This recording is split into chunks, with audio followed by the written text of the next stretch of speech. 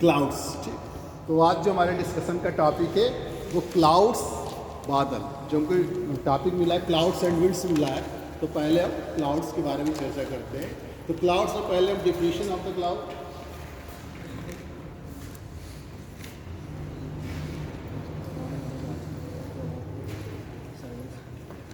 Second में फिर जो है फॉर्मेशन ऑफ क्लाउड, कैसे बादलों का निर्माण होता है।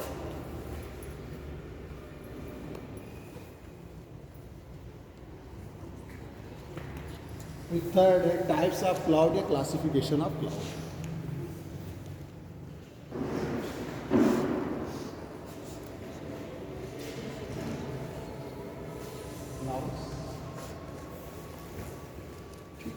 फिर इनकी कैरेक्टरिस्टिक्स क्या है क्लाउड्स की,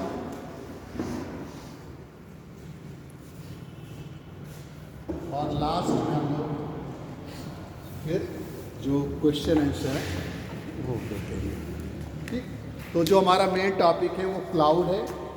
क्लाउड के अंतर्गत हम सबसे पहले चर्चा करेंगे डिफिनीशन ऑफ क्लाउड, बादल की क्या परिभाषा होती है, फिर फॉर्मेशन ऑफ क्लाउड, बादल कैसे बनते हैं, और फिर क्लासिफिकेशन ऑफ क्लाउड, बादलों के क्या प्रकार हैं और साथ ही साथ उनकी क्या विशेषताएं हैं, और लास्ट में जो विगत वर्षों में आपके यूपीएससी में क्वेश्चन आए हैं उन पर हम चर्चा करेंगे। तो firstly we talk about the definition of the cloud. बादल क्या है आप लोग बताएं, अगर किसी को मालूम व्हाट इज़ द क्लाउड या how can you define the cloud.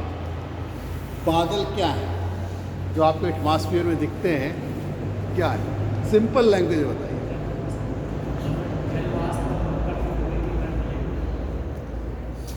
थोड़ा और सुधार करिए। जल वाष्प,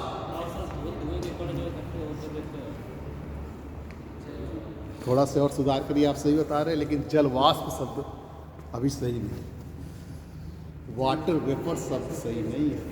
अगर वेपर आप हटा दें तो सही हो जाएगा। हाँ, अगर सिंपली कहें तो cloud is the mini droplets of the water. जो जल की छोटी छोटी बूंदें होती हैं वही जो है बादल है। तो cloud is a mass of minute droplets of water and tiny crystal of the ice formed by the condensation in a free air at considerable elevation। तो बादल जो होते हैं वो क्या है, छोटी छोटी जो जल की बूंदें हैं, और जो हमारे छोटे छोटे आइस के जो क्रिस्टल होते हैं उनका एक समूह है जो हवा में जल वाष्प के संघनन के पश्चात से बनते हैं। ठीक, एट द कंसिडरेबल एलिवेशन, एक जो उपयुक्त ऊंचाई चाहिए, मतलब जो हमारा एटमॉस्फेयर है, एटमॉस्फेयर में एक उपयुक्त ऊंचाई में या जो उसके लिए उतनी हाइट चाहिए उस ऊंचाई में जल वाष्प के संघनन के द्वारा जो है वायुमंडल में जल की छोटी छोटी बूंदें और जो हमारे बर्फ़ हैं, बर्फ़ के छोटे छोटे जो कण हैं उनके समूह से cloud is a mass of minute droplets of water, जल की छोटी छोटी बूंदें एंड टिनी क्रिस्टल ऑफ आइस, मतलब जल की छोटी छोटी बूंदें और हिम के छोटे छोटे क्रिस्टलों का एक समूह है। बादल क्या है, एक समूह। बादल जो है जल की छोटी छोटी बूंदों व हिम के छोटे छोटे क्रिस्टलों या कणों का एक समूह जो वायुमंडल में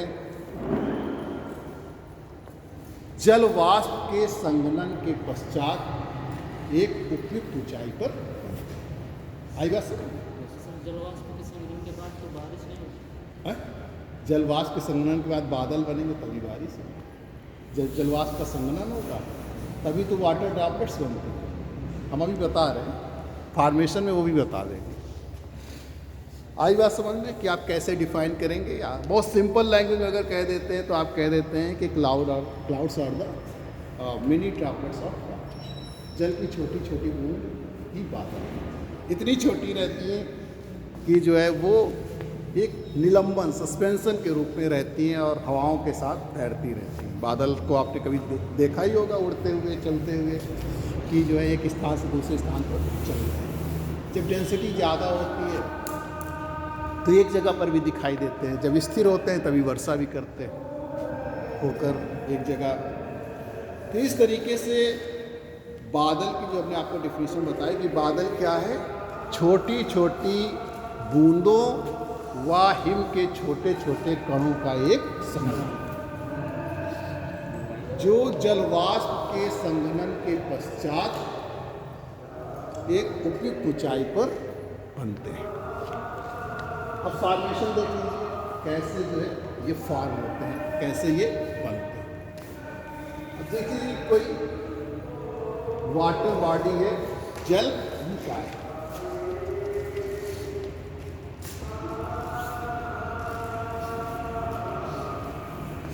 अब उनका वाष्पीकरण होता है इवेपोरेशन।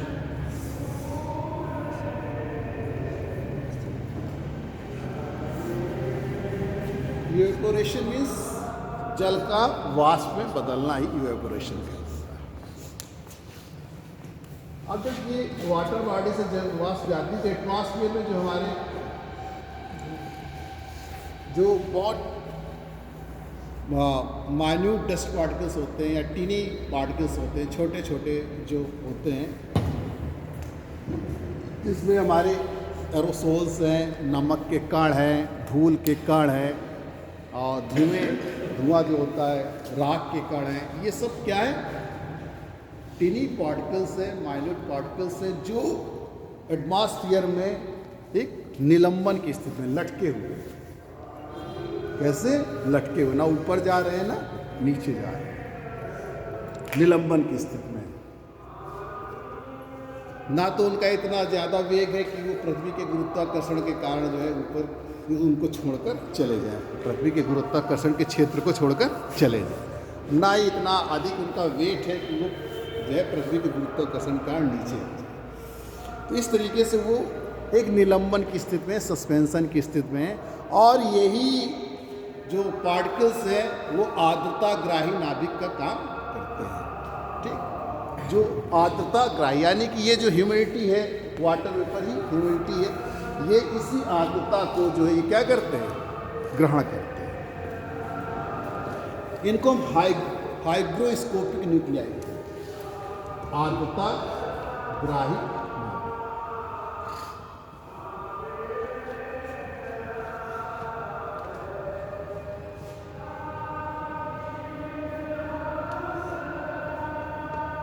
आर्द्रताग्राही नाभिक, हाइग्रोस्कोपिक न्यूक्लियाई बोलते हैं। ये जो हमारे छोटे छोटे कण हैं, क्योंकि ये जो जल वाष्प जाएगी, जब एटमॉस्फेयर में जाती है, वायुमंडल में जाती है, जो हमारा ट्रोपोस्फियर है उसमें जाती है, तो उस पर जो है इनको कुछ जो है आधार भी चाहिए कि आखिरकार जल वाष्प कहाँ जाके रुके, तो इसी के चारों ओर संघनित होने लगे।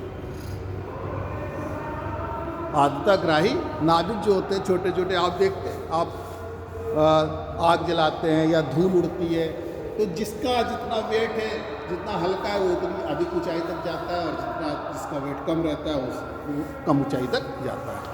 तो हम लोग यहाँ पर बहुत सारी ऐसी एक्टिविटीज़ करते हैं जिनसे ये टीनी पार्टिकल्स जो होते हैं वो एटमॉस्फेयर में ऊपर की ओर जाते हैं और निलंबन की स्थिति में रहते हैं। इसी में जाकर जो है आर्द्रताग्राही नाभिक जो है, इसी में जाकर जो है ये घनीभूत हो जाता है, कंडेंस हो जाता है। जैसे ये मान लीजिए कोई पार्टिकल है, इसी में जाकर ऐसे होता है, इसीलिए इसको हाइग्रोस्कोपिक न्यूक्लियाई कहा गया, आर्द्रताग्राही नाभिक कहा गया। अब एयर की भी एक क्षमता होती है, मान लीजिए 1 घन मीटर वायु है तो उसकी भी एक कैपेसिटी है कि उस उतनी जो है जो हमारी वायु है उसमें कितने मात्रा जो है वाटर वेपर की आ सकती है। जल वाष्प धारण करने की क्षमता भी हमारी एयर की होती है। जिसे हम लोग कहते हैं ह्यूमिडिटी कैपेसिटी, ठीक, आर्द्रता सामर्थ्य। तो एक निश्चित जो वायु का आयतन होता है वो एक निश्चित मात्रा में ही आर्द्रता को जो है अपने पास रख सकता है या आर्द्रता को ग्रहण कर सकता है। उसके बाद उसकी आर्द्रता, जब उसकी कैपेसिटी जो होती है, जब कैपेसिटी मान लीजिए उसको 100 ग्राम आर्द्रता रख सकता है, तो मान लीजिए उसके पास 100 ग्राम पहुंच गई आर्द्रता, तो फिर वो उससे ज़्यादा आर्द्रता को नहीं रख सकता है। तो उसको हम लोग कहते हैं संतृप्त की स्थिति, स्टेज ऑफ सैचुरेशन। वायु क्या हो गई, अब संतृप्त हो गई है, इससे ज़्यादा वो आर्द्रता को ग्रहण नहीं कर सकता। अब उसकी सामर्थ्य इससे अधिक आर्द्रता को ग्रहण करने की नहीं है। इसको हम लोग कहते हैं ह्यूमिडिटी कैपेसिटी। और ह्यूमिडिटी कैपेसिटी जो होती है वो टेम्परेचर के जो है प्रोपोर्शनल होती है। जैसे जैसे तापमान बढ़ता है वैसे वैसे आर्द्रता ग्रहण करने की क्षमता बढ़ती जाती है। गर्मियों में देखिए आप, तापमान अधिक रहता है तभी बारिश आपकी होती है, तो वो आर्द्रता ग्रहण करती है। ठंडियों में जो बारिश होती है वो आप जानते हैं कि वेस्टर्न डिस्टर्बेंसेज होती है उत्तरी भारत में, ठीक। उत्तरी भारत में जो अभी होगी दिसंबर, जनवरी, फरवरी में, वो वेस्टर्न डिस्टर्बेंसेस होती है, पछुआ हवाओं से होती है, वो पछुआ विक्षोभ से होती है। जो पछुआ विक्षोभ आते हैं उन्हीं से वर्षा होती है। अब ये जो है, जब इस सैचुरेट हो जाती है तो फिर संघनन की क्रिया होती है, कंडेंसेशन की प्रक्रिया है।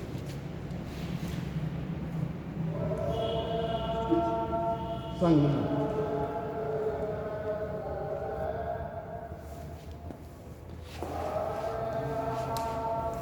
अब जब संघनन की प्रक्रिया होती है, जब वायु सैचुरेट हो जाती है, तो ये जो हमारी जल वाष्प की बूंदें हैं ये छोटी छोटी जल की बूंदों में, अगर टेम्परेचर 0 डिग्री सेंटीग्रेड से कम है तो आइस क्रिस्टल के रूप में, और अगर टेम्परेचर ज़्यादा है तो ये जल की बूंदों के रूप में संघनित हो जाती है, संघनन हो जाता है। Condensation is the loss of the temperature, temperature का लॉस होना। जिस टेम्परेचर की वजह से हम जो है और जिस बिंदु पर ये क्या कहते हैं संघनित होती है, उसे हम लोग ड्यू पॉइंट कहते हैं, उसको हम लोग ड्यू पॉइंट कहते हैं, ओसांग बिंदु कहते हैं।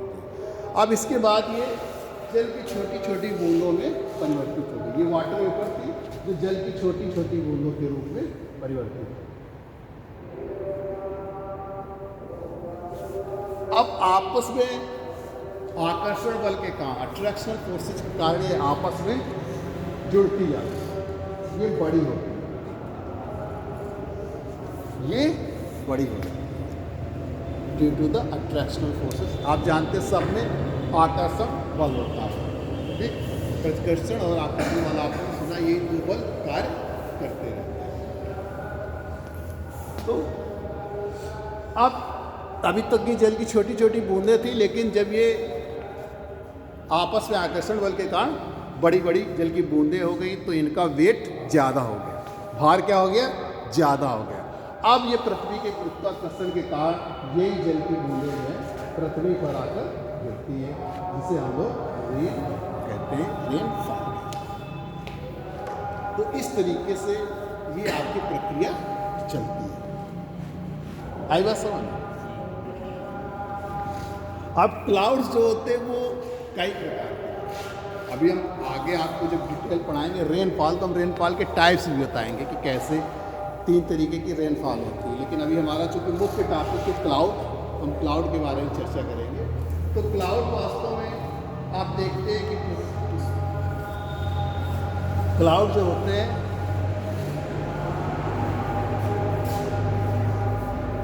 वो पृथ्वी की जो ट्रोपोस्फीयर है उसमें मुख्य रूप से पाए जाते हैं।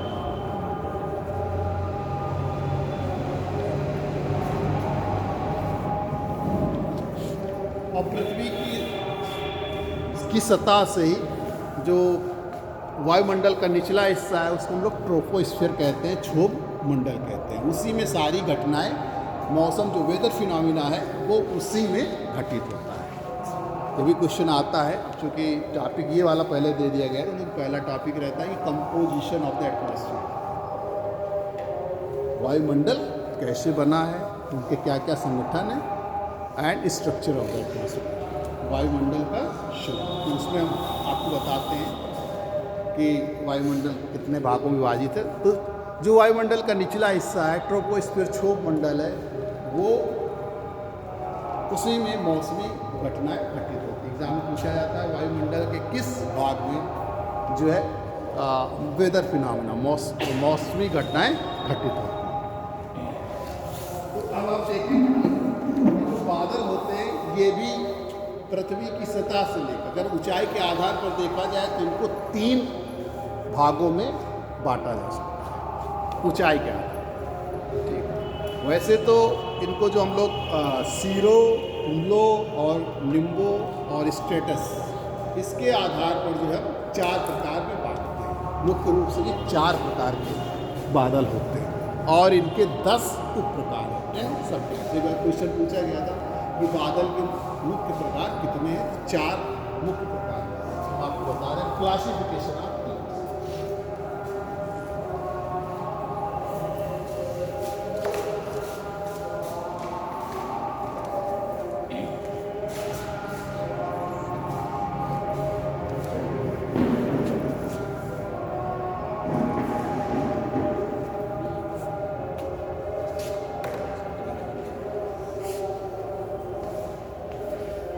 Classification of clouds.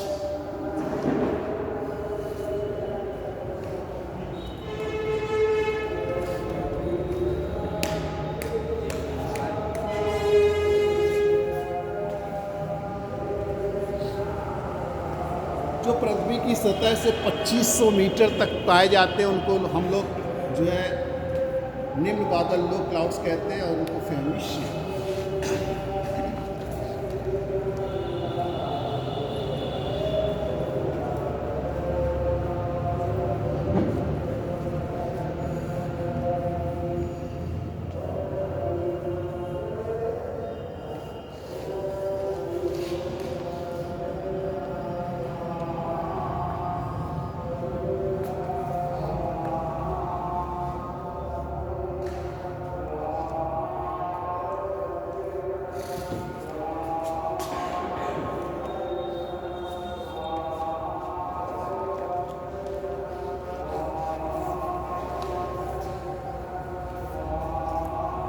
इसको हम लोग फैमिली ए कहते हैं।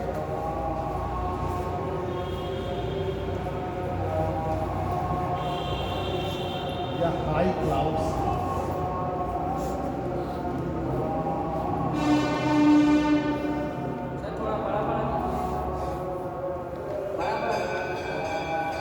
फैमिली ए हाई क्लाउड्स, उच्च बादल। फैमिली बी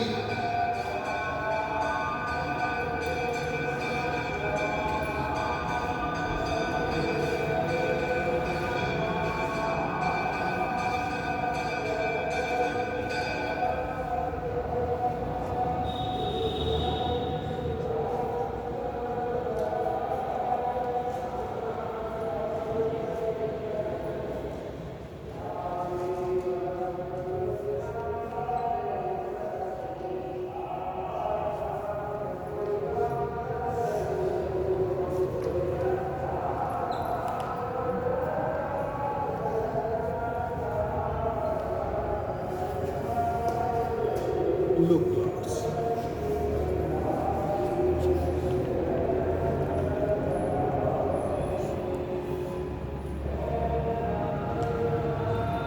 इसी में एक वर्टिकल सेप पाया जाता है, उसको फैमिली डी कर देते हैं।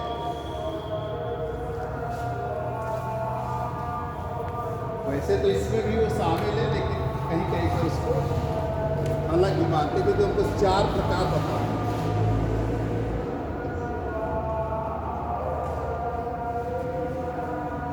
Family D.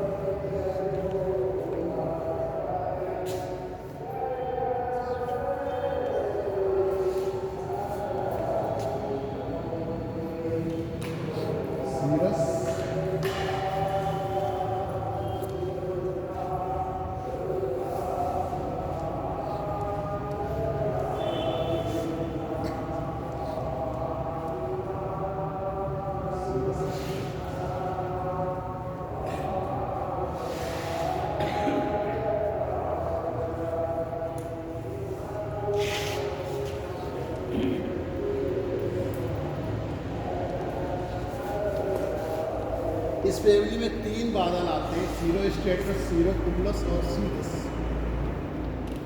पच्छाद कपासी बादल इसको बोलते हैं।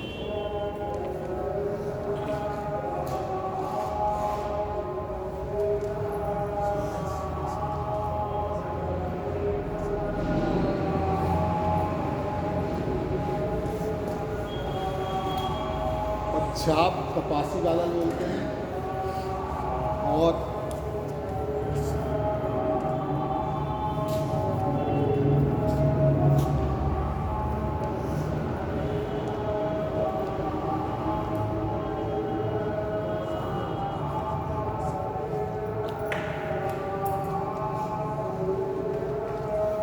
सीरो स्ट्रेटस के पश्चात इस तरीके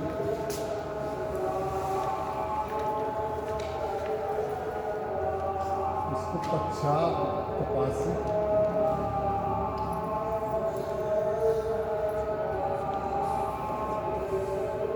और इसको पच्छाद।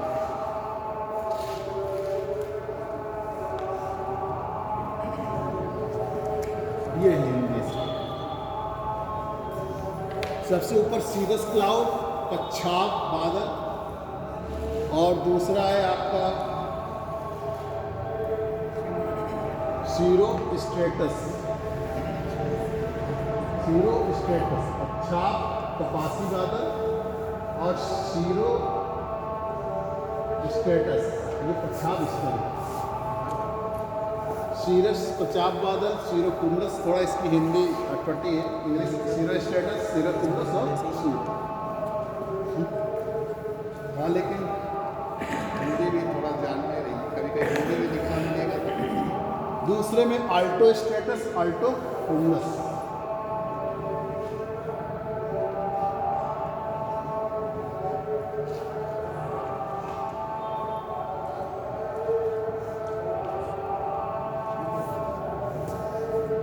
अल्टो स्ट्रेटस और अल्टो कुमुलस। अल्टो स्ट्रेटस और अल्टो कुमुलस, उच्च स्तरीय बादल और उच्च कपासी। उच्च स्तरीय और उच्च कपासी।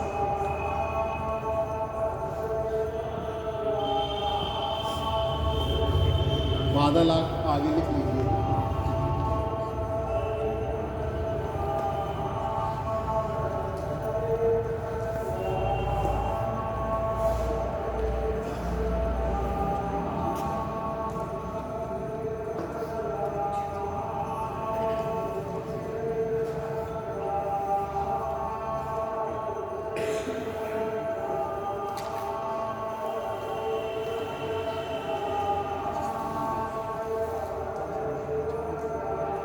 स्ट्रेटस,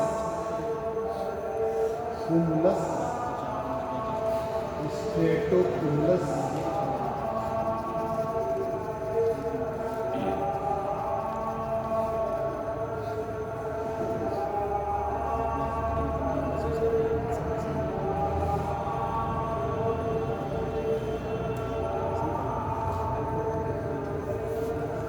स्ट्रेटस,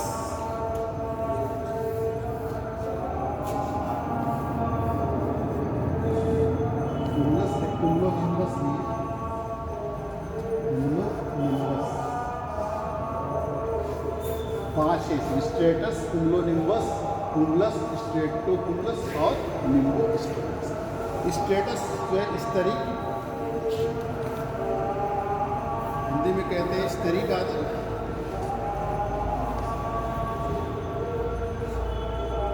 स्तरीय कुमुलस को कपासी,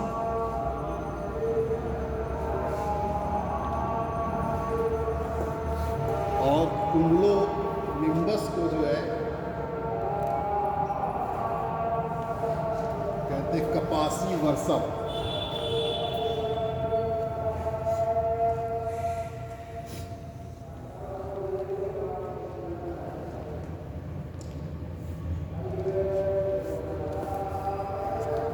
और स्ट्रेटो कुमुलस को स्तरीय कपासी,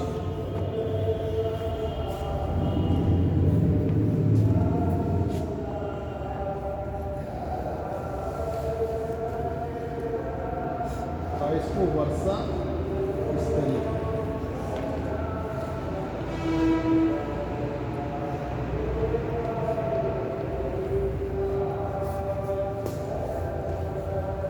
ये है, और फैमिली डी में ही जैसे ये कुम्लो निम्बस फैमिली सी में, और यही जो है वर्टिकल से पाया जाता है, तो फैमिली डी में ही कुम्लो निम्बस को रखा।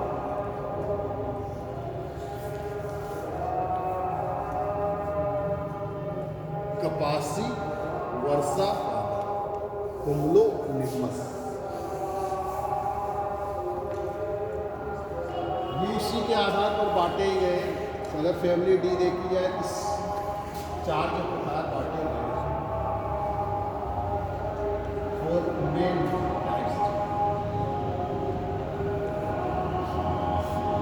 और इसी तरह जैसे सीरस,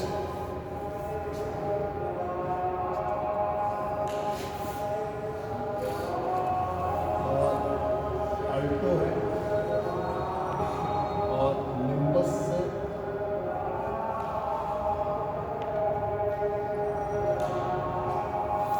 और कुम्बस।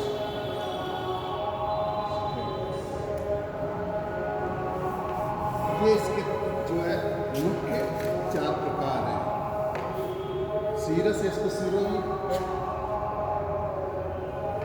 अल्टो और निम्बस क्रिस्टल।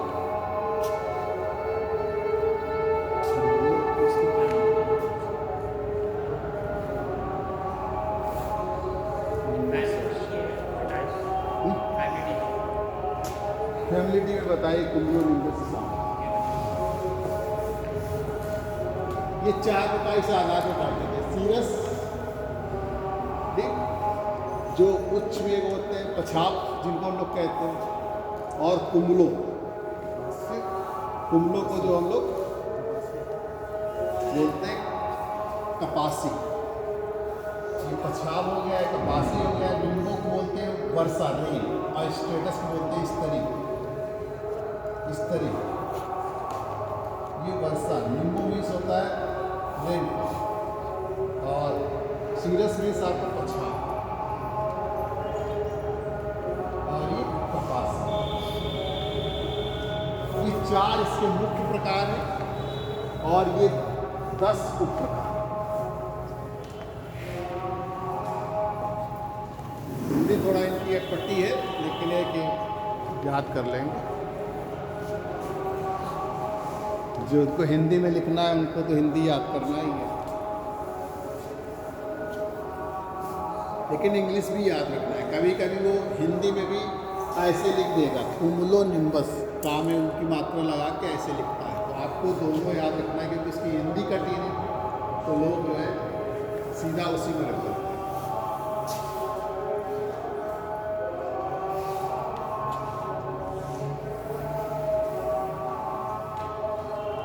सीरो मीन्स वैसे करली हेयर के रूप में होता है, मतलब जो घुंघराले बाल के रूप में पाए जाते हैं बादल, उसी के आधार पर इसको सीरो नाम दिया गया है। और ये कुम्लो मीन्स जैसे कपास फैली रहते हैं, कपास के रूप में आपको दिखाई देंगे। निम्बो एकदम घने होते हैं, डेंस होते हैं, और वर्षा करने वाले बादल होते हैं।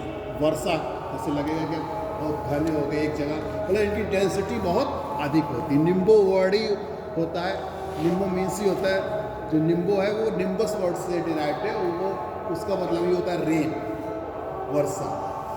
और स्ट्रेटस मीन्स स्तरी, जो क्षैतिज आपको लगेगा कि एक चादर के रूप में फैले हुए, तो उसको स्तरी कहते हैं।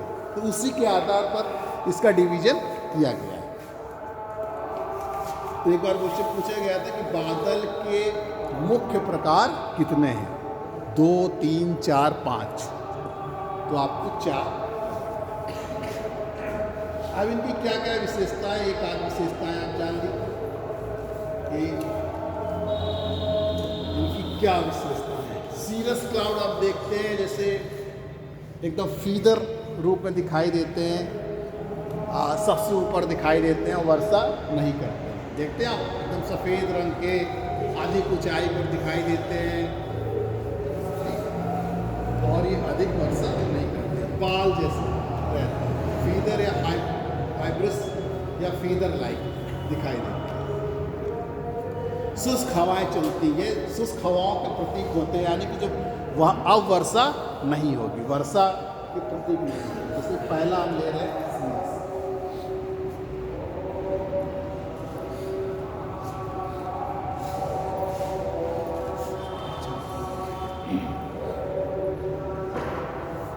अच्छा, जो बादल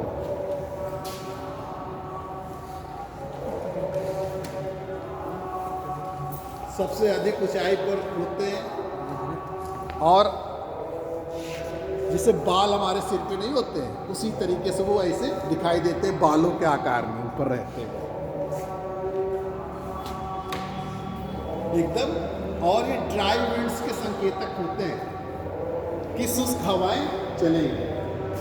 इंडिकेटिव ऑफ ड्राई विंड्स और लुक्स लाइक हेयर, हेयर की तरीके दिखाई देते हैं, फीदर की तरीके से दिखाई देते हैं और शुष्क हवा के ये संकेतक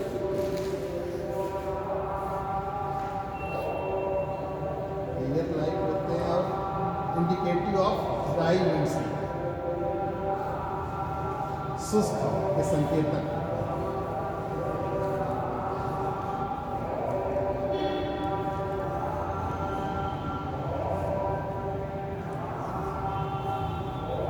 बाल सदृश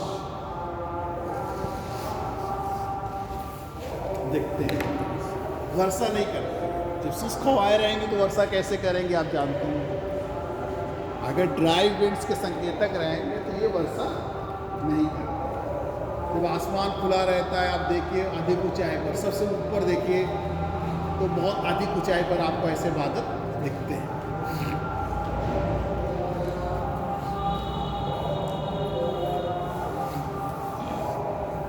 सीरो स्टेटस, पश्चाप, अच्छा इसके पहले सीरो कुमलस बताइए। Sero कुमलस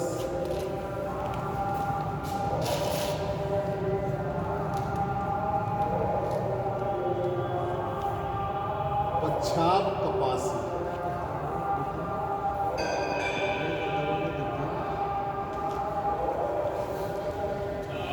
पश्चाप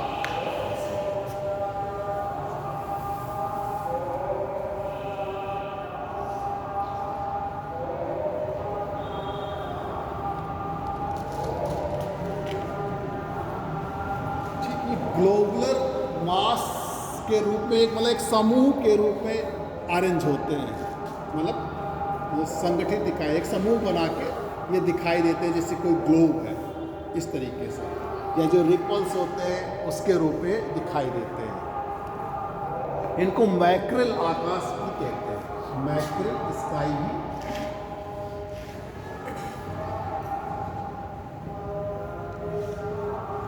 मैक्रिल sky very important, mackerel sky.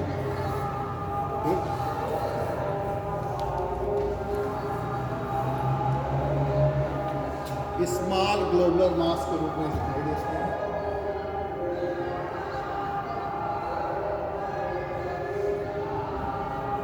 Arranged in a group,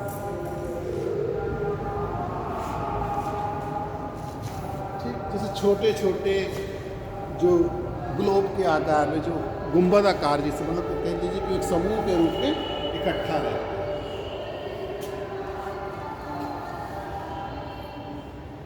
ये याद रखना है, इसमें ये याद रखना है। फिर है आपका सीरो कुमलस, सीरो हो गया, सीरो स्टेटस, पश्चाप स्तरी, ये मिल्की थिन शीट के रूप में दिखाई देते हैं, जैसे दूधिया पतली चादर बिछाई हो, ऐसे दिखाई देते हैं। Appear milky thin sheet,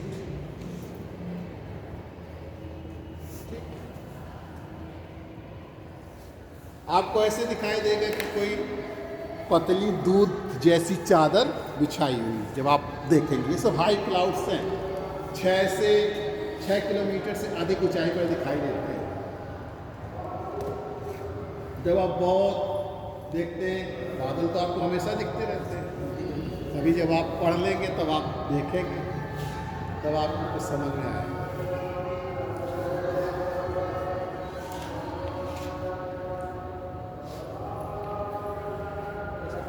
small global मास के नीचे पहले हाँ?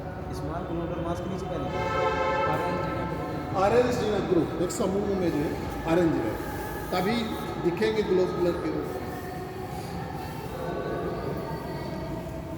ये मेघ झंझावत जो हमारे क्लाउड थंडर्स होते हैं उनके आगमन के सूचक होते हैं, ये उनकी सूचना देते हैं। मेघ झंझावत जो क्लाउड थंडर होते हैं, झंझावत के आगमन के सूचक होते हैं।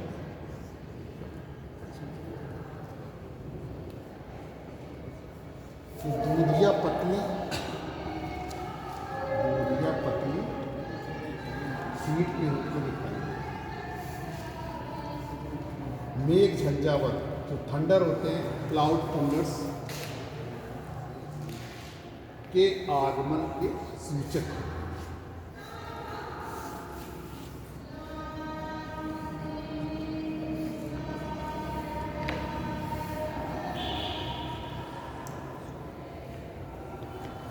तो झंझावत का अर्थ क्या है? मेघ घा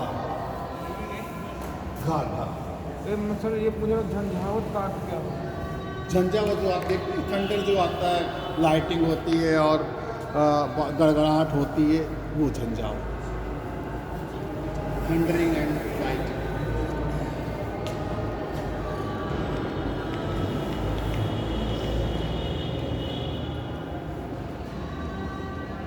ये जो सीरस क्लाउड्स होते हैं, पच्छाप बादल होते हैं, उनके घूंघट के रूप में भी दिखते हैं कि जैसे उनका कोई घूंघट है, सीरस क्लाउड्स। ये आप ध्यान रखिए, दूधिया पतली शीट और मेघ झंझावत के आगमन के सूचक। एक एक आप याद रखें, इसमें आपको ये याद रखना, इसमें याद रखना, ये अब आप फैमिली बी दें, इसको लिख लिया आपने सब। तो फैमिली बी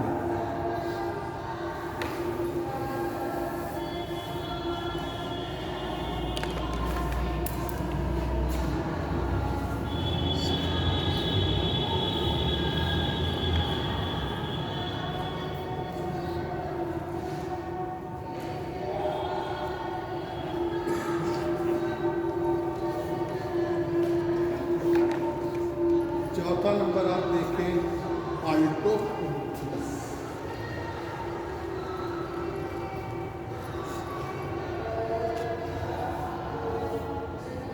उच्च कपासी।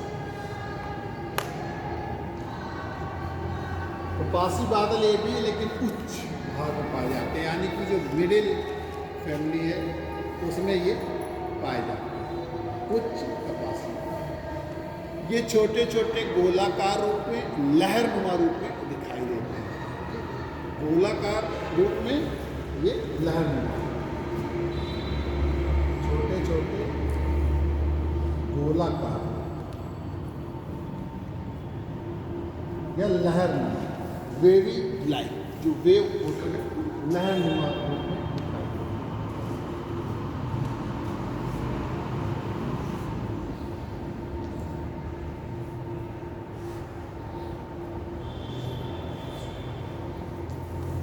छोटे छोटे गोलाकार रूप या लहरनुमा रूप में दिखाई देते हैं।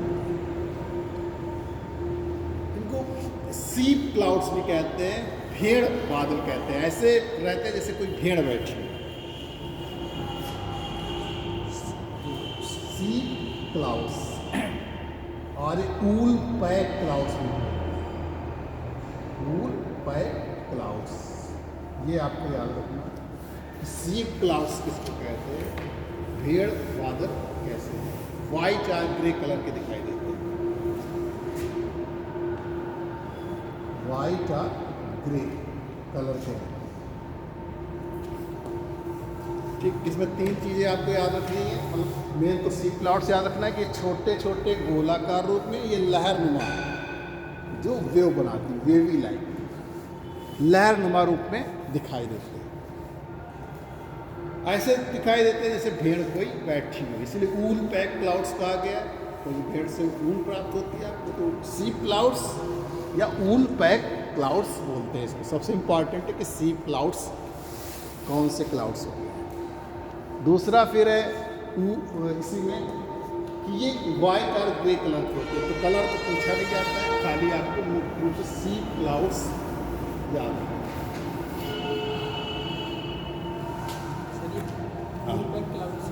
हाँ, वूल पैक, भेड़ से जो कि ऊन बनती है उसी को कह दिया गया, चाहे सी क्लाउड्स कहिए चाहे वूल पैक क्लाउड्स।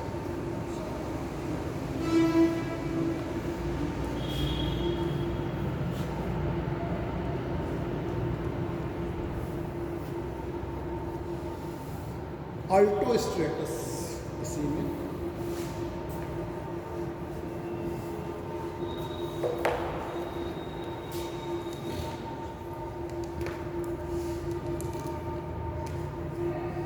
अल्टो स्ट्रेटस उच्च स्तरीय।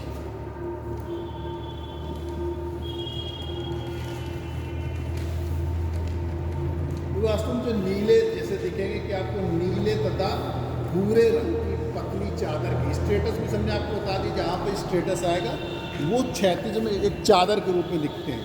तो नीले अथवा भूरे रंग की चादर के रूप में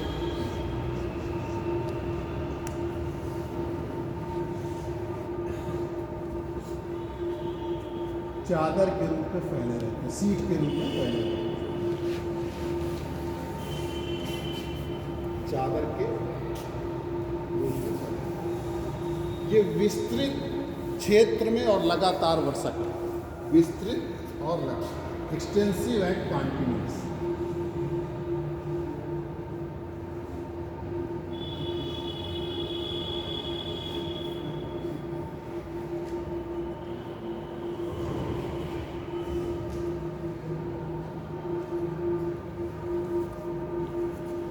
एक्सटेंसिव एंड कॉन्टिन्यूस।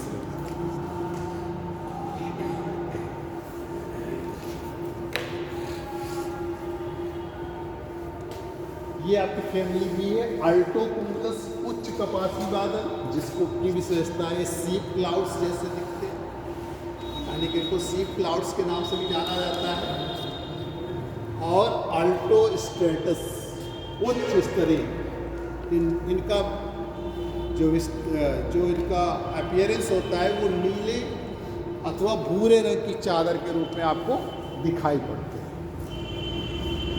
विस्तृत और लगातार, यानी कि विस्तृत क्षेत्र में और लगातार कॉन्टिन्यूअस वर्षा करते हैं, कॉन्टिन्यूअस रेन। अब आइए फैमिली सी में।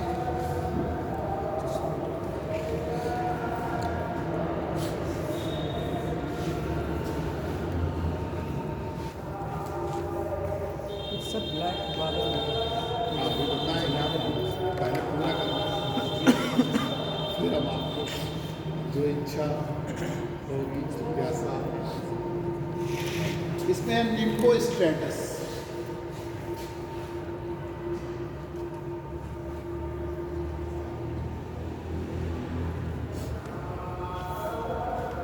वर्षा स्तरीय,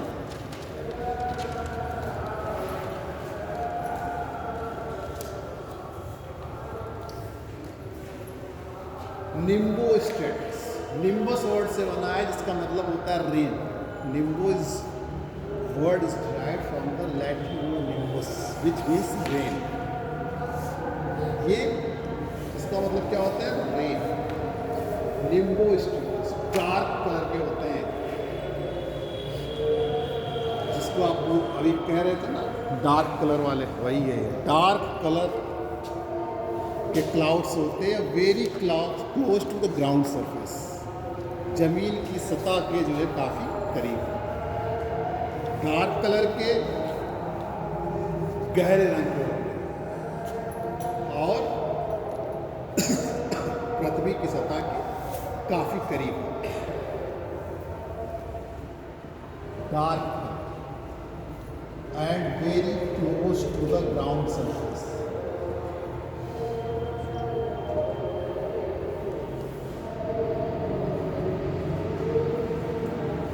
गहरे रंग के और पृथ्वी की सतह के अधिक करीब होते हैं। हमारा प्रश्न ये है कि जो गहरे रंग के बादल होते हैं या डार्क कलर के बादल होते हैं वो पृथ्वी की सतह के क्लोज यानी पृथ्वी की सतह के निकट ही क्यों पाए जाते हैं? इसका आंसर अभी आप दीजिएगा जब पूरा हो जाए, सोचे रहिएगा। आपको हमने कई तरह के बादल बताए कि ये ऊपर पाए जाते हैं, लेकिन अभी हमने बताया कि डार्क कलर क्लाउड्स जो होते हैं निम्बो स्ट्रेटस क्लाउड्स और dark colour clouds and very close to the ground surface. तो ये जो डार्क कलर के होते हैं, जो ब्लैक कलर के आपके ब्लैक कलर के पूरे डार्क कलर के आप देखते हैं, तो ये बादल ही क्यों पृथ्वी की सतह के करीब पाए जाते हैं? वाइट कलर वाले बादल क्यों नहीं पृथ्वी की सतह के पास पाए जाते हैं? ये हमारा आंसर क्वेश्चन है जिसका आप पूरा पढ़ाने के बाद आपसे जानेंगे।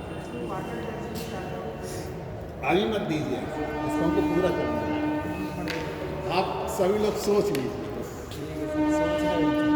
फिर इसके बाद जब हम पूछें, इनको रेनी क्लाउड्स भी कहते हैं। बहुत इंपॉर्टेंट, रेनी क्लाउड्स के नाम से जाने जाते हैं, वर्षा बादल के नाम से जाने जाते हैं। और ये इतने सघन हो जाते हैं कि इनकी सघनता के कारण एकदम अंधेरा छा जाता है। ज्योग्राफी तो प्रैक्टिकल सब्जेक्ट है ना, जो आप पढ़िए, जब आप इसका एनवायरनमेंट में अपने प्रयोग करेंगे, अप्लाई करेंगे, तब आपको ज्योग्राफी समझ में आएगी। रटना नहीं है इसको। Geography is the practical subject. Geography आपके हर तरफ है, चारों तरफ है। घर में है बैठे तो, घूमने जा रहे हैं तो, पढ़ रहे हैं तो, ज्योग्राफी एवरीवेयर जो है आपका पीछा नहीं छोड़ रही। कहीं भी जाए भूगोल जरूर मिलेगा। भूगोल के बिना कुछ नहीं, भूगोल के बिना इतिहास नहीं है कि नहीं? वो बात अलग है कि उन्होंने हेरोडोटस ने कहा था history is treated as geography and geography is treated as history. भूगोल को जो है इतिहास के तरीके और इतिहास को भूगोल की तरह ट्रीट किया। लेकिन इतिहास तभी लिखा जाएगा जब कहीं पर प्लेस होगा, कुछ चीज़ स्थान होगा, युद्ध तभी लड़ा जाएगा जब तक कोई प्लेस नहीं होगा। और जो ज्योग्राफी है वो प्रोवाइड कराती है आपकी स्पेशियल, ज्योग्राफी प्रोवाइड्स स्पेस, आपको स्थान प्रोवाइड कराती है। और बिना स्थान के आपका अस्तित्व नहीं है, जब तक स्थान नहीं होगा तब तक आप कुछ कर नहीं पाएंगे। इसलिए ज्योग्राफी जो है हमारे हर क्षण में जुड़ी हुई, बिना भूगोल के हम अधूरे हैं। तो इसलिए आप इसको अपने जीवन में भी देखिए, जो पढ़ाया जा रहा है कि वो वास्तव में आपको दिख रहा है कि नहीं दिख रहा है। और जब आपको दिखने लगेगा तो फिर आपको याद करने की ज़रूरत, रटने की ज़रूरत नहीं पड़ेगी। आपको सब कुछ दिखेगा और सब आंसर आप लिख लेंगे बहुत आसानी से। प्रैक्टिकल सब्जेक्ट है। आज जितनी भी चिंताएँ हो रही हैं वर्ल्ड लेवल पे, चाहे वो क्लाइमेट चेंज की हो, चाहे ग्लोबल वार्मिंग की हो, चाहे इन्वायरमेंट पोल्यूशन की, इन्वायरमेंट इम्बैलेंस की, सॉइल डिजर्टिफिकेशन की, वाटर क्राइसिस, कोई भी वर्ल्ड की जो चिंता है वो बिना भूगोल के उसका निराकरण संभव नहीं। तो इसलिए भूगोल जो है वो हर जगह आपके व्याप्त है। चाहे जिस सब्जेक्ट में चले जाइए, इकोनॉमिक्स पढ़ रहे हैं तो इकोनॉमिक ज्योग्राफी है, पॉलिटिकल साइंस पढ़ रहे हैं तो पॉलिटिकल ज्योग्राफी है, हिस्ट्री पढ़ रहे हैं तो हिस्टोरिकल ज्योग्राफी है, सोशियोलॉजी पढ़ रहे हैं तो सोशल ज्योग्राफी है, एग्रीकल्चर पढ़ रहे हैं तो agriculture geography, even then mathematics पढ़ रहे हैं तो मैथमेटिकल ज्योग्राफी है, मिलिट्री साइंस पढ़ रहे हैं तो मिलिट्री ज्योग्राफी है, मेडिकल पढ़ रहे हैं तो मेडिकल ज्योग्राफी है। ऐसा कोई विषय नहीं है। कॉमर्स पढ़ रहे हैं तो कॉमर्शियल ज्योग्राफी है। कुछ भी पढ़ रहे हैं आप तो वहाँ पे भूगोल, इंजीनियरिंग में एनवायरमेंट इकोलॉजी, हाँ इकोलॉजी, इन्वायरमेंट है ही, इन्वायरमेंट इंजीनियरिंग जो पढ़ते हैं। इसलिए ज्योग्राफी दोनों सब्जेक्ट है, साइंस भी सब्जेक्ट है, आर्ट्स भी सब्जेक्ट है। ज्योग्राफी को दोनों की जो है डिसिप्लिन मिली हुई है, साइंस भी है और आर्ट भी। जब पेपर बनता है तो आप लोग देखते होंगे BA आप लिख BSc लिखा रहता है, MA आप लिख MSc लिखा, सेम सिलेबस सेम चीज़ें रहती हैं। अगर आपने BSc में लिया है ज्योग्राफी तो आपको आगे MSc की डिग्री मिलेगी, वही पेपर देना है। और अगर आपने बीए में लिया ज्योग्राफी तो आपको एमए की डिग्री मिलेगी। तो ज्योग्राफी ऐसा सब्जेक्ट है कि हर जगह पे आपको, हर कोई ऐसा क्षेत्र नहीं है जहाँ बहुत उसकी ब्रांचेस, हर सॉयल है तो सॉयल ज्योग्राफी है, कुछ भी अगर आप पढ़ेंगे तो ज्योग्राफी हर जगह है। इंडस्ट्रियल ज्योग्राफी है, औद्योगिक भूगोल है, मतलब कुछ भी, सामाजिक भूगोल, औद्योगिक भूगोल, कल्चर पढ़ेंगे तो कल्चरल ज्योग्राफी है। ऐसा कोई जो है हमारा क्षेत्र नहीं है जहाँ भूगोल नहीं है। इसीलिए इसको मल्टी डिसिप्लिनरी सब्जेक्ट कहा गया है, मल्टी डिसिप्लिनरी सब्जेक्ट कहा गया है। तो ये रेनी क्लाउड्स और निम्बो स्ट्रेटस, आपका रेनी क्लाउड्स कहता है, हमने आपको बताया कि इनकी सघनता के कारण अंधकार छा जाता है। अगर ये इनकी जो डेंसिटी होती है, क्लोजनेस जो होती है, तो उसकी वजह से अंधकार छा जाता है। स्ट्रेटोकुमुलस,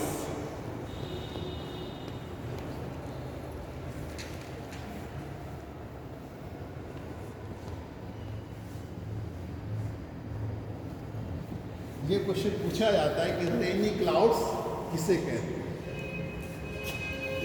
ये जो स्ट्रेटोकुमुलस है, वो बड़े बड़े गोलाकार चकत्तों के रूप में दिखते हैं।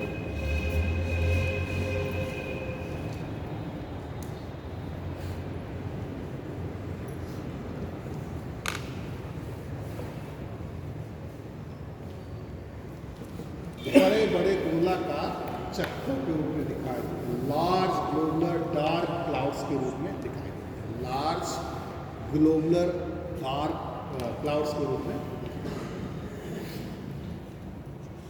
फिर इसके बाद एक कुमुलस, कपाशी,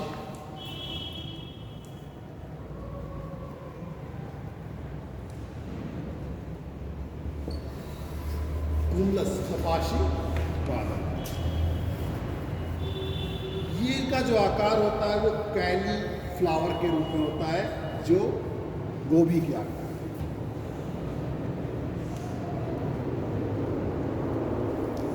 कैली फ्लावर के रूप में होता है, गोभी के आकार के रूप में होता है।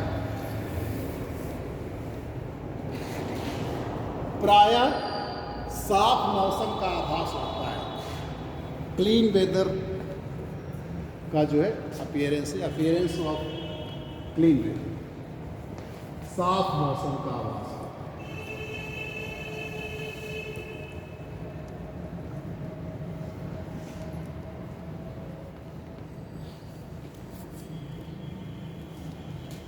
कुमुलो निम्बस बादल वर्षा करके चले गए, तो फिर कुमुलस जो बादल बचे तो उससे लगेगा कि अब मौसम आपका साफ है।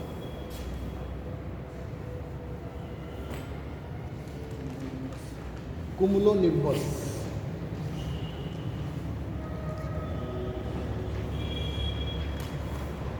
कपासी वर्षा बादल, मोस्ट इंपॉर्टेंट बादल है।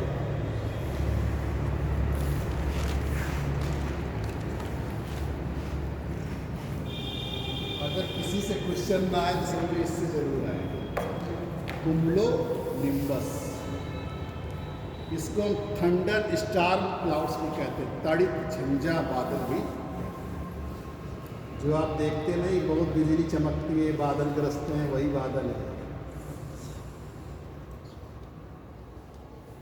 आप खिड़की वगैरह बंद करके बैठ जाते हैं घर के अंदर, कहते हैं बाहर मत निकलिए नहीं तो बिजली गिर जाएगी। तो फिर जो है, चलिए, ये थंडर स्टार क्लाउड्स कहते हैं, हैवी रेनफॉल होती है इसमें, भारी वर्षा होती है।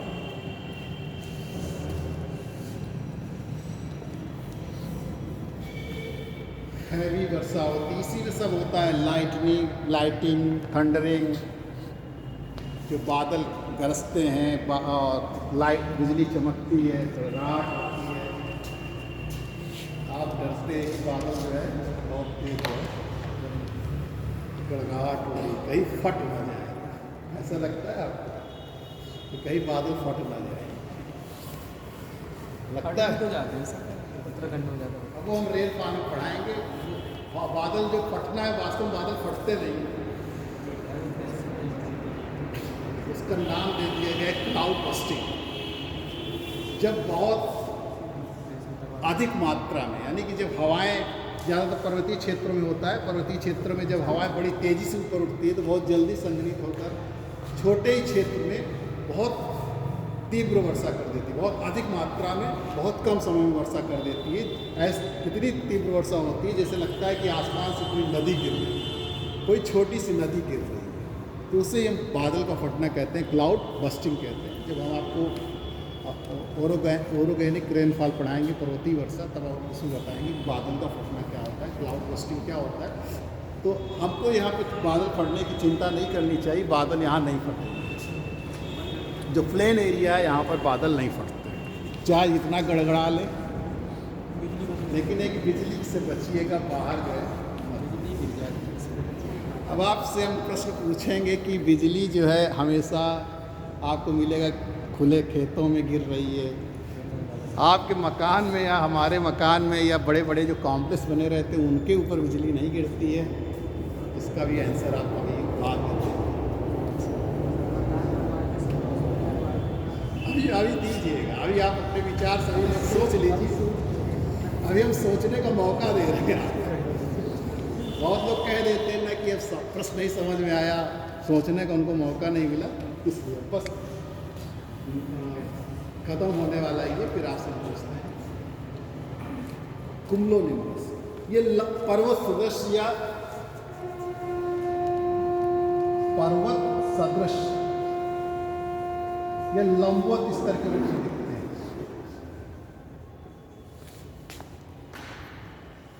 ये पर्वत सदृश या लंबवत स्तंभ वर्टिकल पिलर जैसे स्तंभ के रूप में दिखते हैं।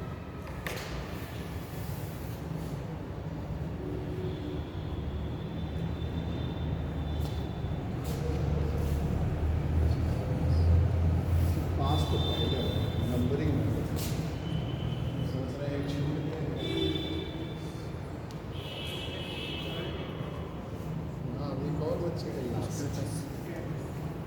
बहुत इम्पॉर्टेंट है, इसको याद रखना है, कई तरह से पूछा जाता है। थंडर स्टॉर्म अभी हम पूछेंगे क्वेश्चन आपसे, लेकिन इसको आपको जितनी भी इसकी कंडीशन है सब जानना है। हैवी रेनफॉल होता है, थंडर जो है क्लाउड्स भी, थंडर स्टॉर्म क्लाउड्स भी बोलते हैं। लाइटनिंग जो बिजली का चमकना, बादलों का गड़गड़ाना, सब इसी में होता है। ठीक, अब स्ट्रेटस ब्लास्ट,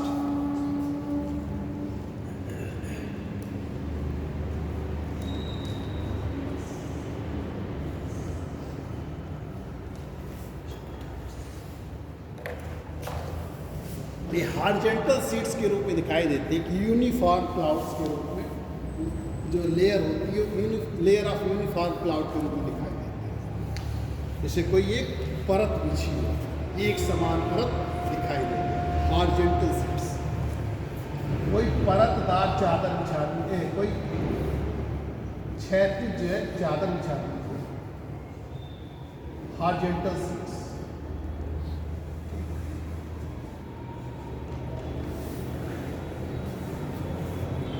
हॉरिजॉन्टल शीट के रूप में दिखाई देते हैं, ये लेयर्स ऑफ यूनिफॉर्म क्लाउड्स के रूप में।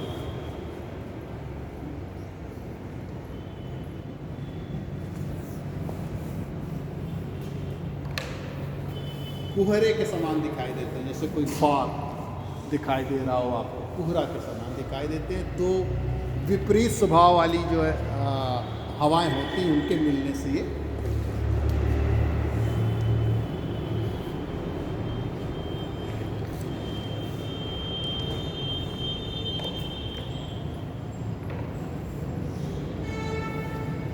पूरा हो गया, लिख लिया सबने। अब एक बार क्वेश्चन आए थे, ज़्यादा तो पूछेंगे नहीं, ज़्यादा तो आप लोग करेंगे ही जब आपका टेस्ट होगा। 2-4 क्वेश्चन आपसे पूछना जो इम्पॉर्टेंट है आए।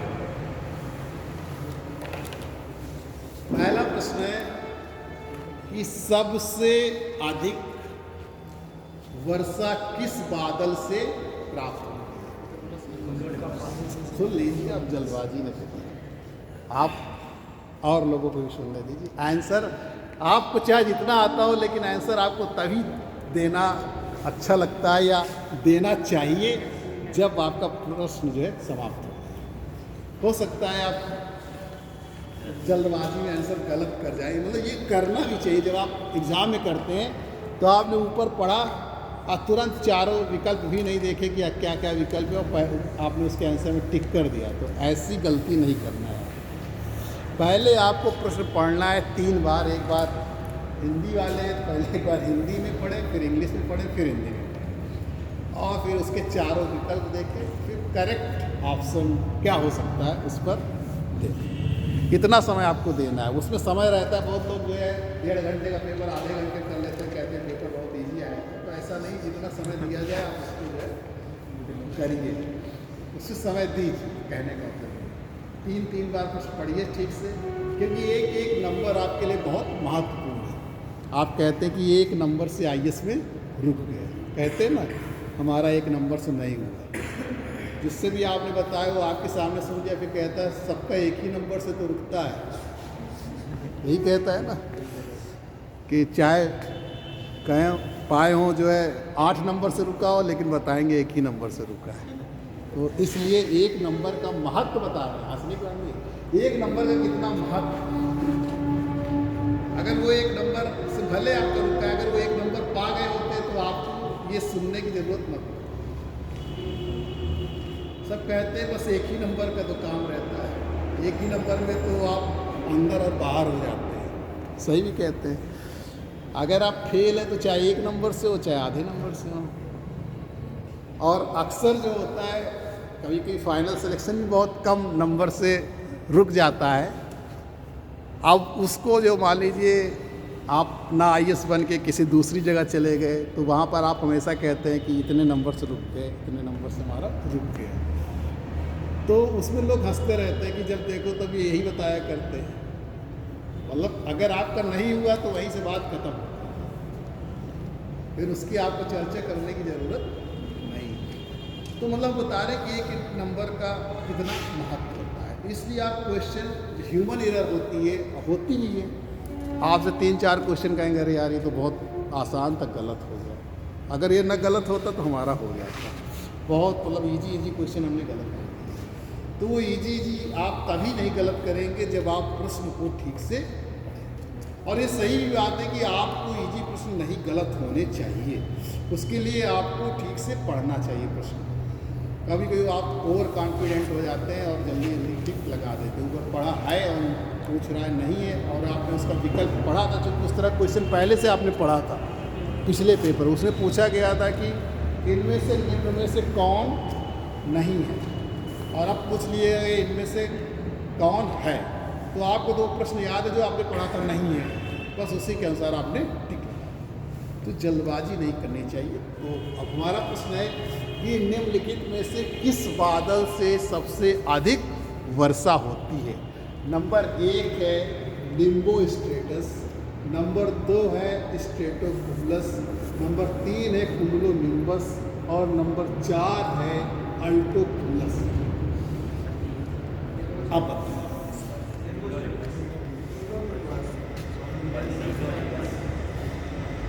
कितने लोग निम्बो स्ट्रेटस बता रहे हैं? ठीक से हाथ खड़ा कर, कोई नहीं बता रहा। और कितने लोग कुमुलो निम्बस बता रहे हैं? राइट आंसर जो है कुमुलो। सबसे अधिक वर्षा जो है कुमुलो निम्बस से होती, हमेशा क्वेश्चन पूछा जाता है। ठीक, इसी में इस तरह भी पूछते हैं किस बादल से मेघ गर्जन और लाइटिंग होती है।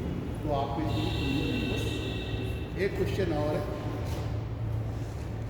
निम्नलिखित में से किसे वर्षा बादल के रूप में जाना जाता है? निम्बो स्ट्रेटस, स्ट्रेटोकुमुलस, कुमुलोनिम्बस और कुमुलस।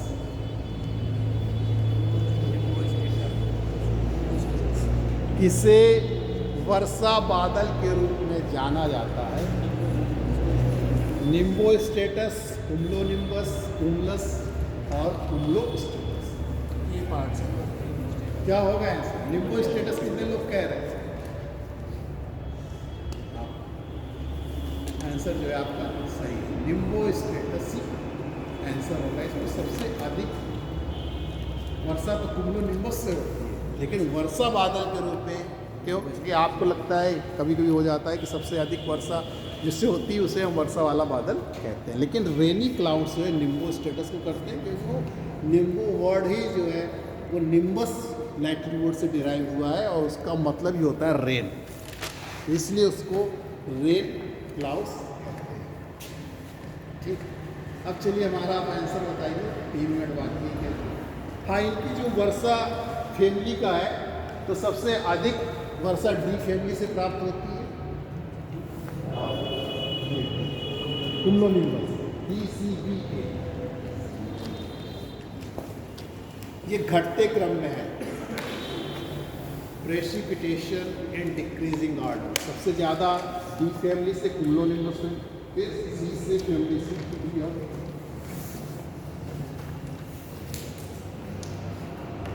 सर एक बार और बता दीजिए प्लीज़।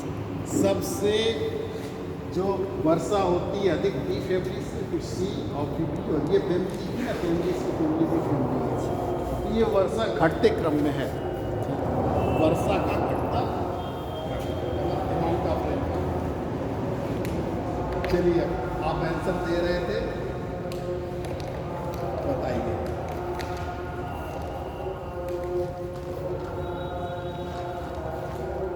पहला आंसर था आपके कि डार्क क्लाउड्स जो होते हैं वो पृथ्वी की सतह के समीप ही क्यों पाए जाते हैं, अधिक ऊंचाई पर क्यों नहीं? आपने बताया था ना कि डार्क क्लाउड्स, ठीक, जो है very close to the ground surface. बताएं आप, कौन बताएं? हायर वाटर डेंसिटी से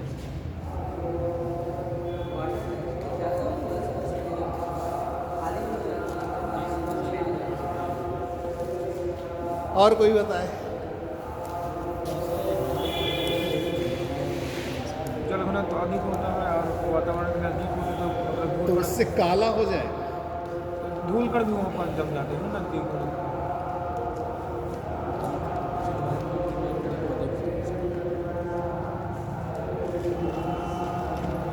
अच्छा, वो ऊपर क्यों नहीं रहते हैं? ये तो चलो मान लिया कि डेंसिटी ज़्यादा हो जाए, तो आपने पढ़ा भी कि उसकी सघनता के कारण जो है, तो सघनता से उसकी डेंसिटी ज़्यादा हो जाती है।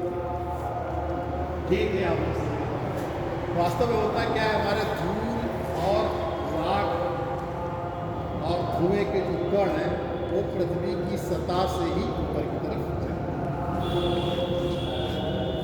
तो ज़्यादातर जो भारी कण होते हैं वो पृथ्वी की सतह के निकट ही जो है रुक जाते हैं, और जो बहुत माइन्यूट होते हैं वो ऊपर चले जाते हैं।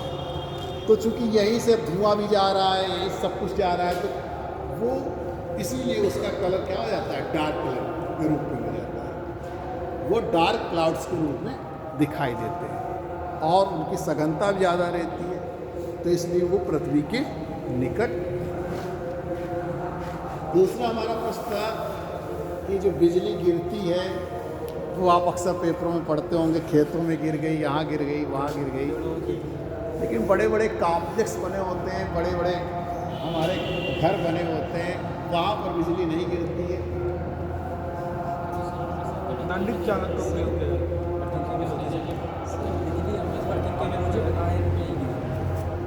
ऑपोजिट आयंस पे गिरती है। हाँ, मतलब क्या रहता न्यूट्रल है? करना होता है, इसलिए उसको न्यूट्रल करने के लिए हम देखते हैं कि लाइटनिंग अरेस्टर भी कहीं लगाते हैं। हाँ, या फिर कुछ लोग ठीक बताया आपने, बड़े बड़े कॉम्प्लेक्स में नुकीले टाइप का जो है वो लगा देते हैं, लोहे की छड़, तो वहाँ पर क्या होते हैं, वो उसी नुकीले से जाकर वो पृथ्वी के धरातल के अंदर चले जाते हैं। आयंस जो होते हैं न्यूट्रल, चार्ज जो होता है वो न्यूट्रल हो जाता है। जैसे बड़े बड़े हमारे घरों वगैरह में भी क्या कहते हैं, लोहे की चीज़ें सब प्रयोग में लाई जाती हैं, तो खुले में ज़्यादा गिरती है, और ये पक्के मकान वगैरह दिखाई देते हैं इसमें नहीं, बल्कि कच्चे मकान में करके आपको देखने को मिल जाता है। आपने पड़ा कि घर से बाहर जो है लड़की जो है खेल रही थी और लाइट जो गिरी, बिजली गिरी, उसकी चपेट में आ गई। या खेतों में लोग काम कर रहे हैं, इसलिए खुले में। ठीक, फिर कुछ पूछना हो तो आप पूछ लीजिए। सर, जो बादल पहाड़ों में उतरते हैं तो किस फैमिली से बिलोंग करते हैं? ये तो ऊंचाई के आधार पर है।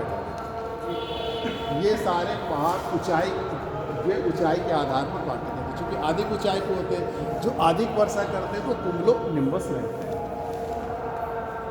क्योंकि हम लोग इतनी पहाड़ों की ऊंचाई पे नहीं जाते हैं, जो हम लोग घूमने फिरने जाते हैं, जैसे बादल वादल फटते हैं, वो सब इसी रेंज में रहते हैं, 250 मीटर। हाँ, कुम्लो निम्बस अधिक ऊंचाई तक भी जाता है, आपको मैंने बताया कि अधिक ऊंचाई तक जाता है। वर्टिकल स्तंभ के रूप में दिखाई,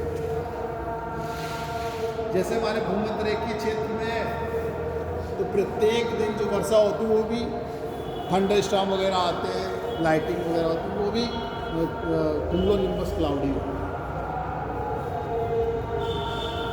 और कुछ नहीं,